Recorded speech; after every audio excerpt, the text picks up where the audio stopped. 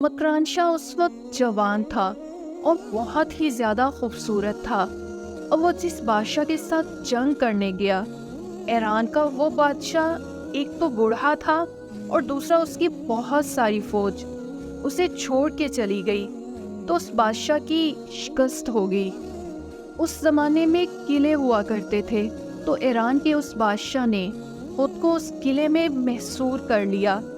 بادشاہوں نے ان قلعوں میں ایک خفیہ جگہ بنائی ہوتی تھی، اگر کبھی بھاگنا پڑے تو کوئی مسئلہ نہ ہو۔ مکران شاہ کہتا ہے کہ میں نے سخت جدوجہد کی کہ کوئی راستہ مل جائے اندر جانے کا اور اس جگہ کا پتہ چل جائے، لیکن ایسا نہ ہوا۔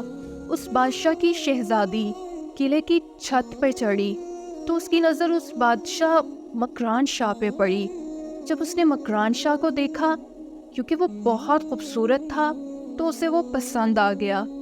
اس شہزادی نے رکا لکھ کر مکران شاہ کو پیغام بھجوایا کہ اگر تم مجھ سے شادی کرنے کا وعدہ کرو تو میں تمہیں اندر آنے کا خفیہ راستہ بتا دوں گی۔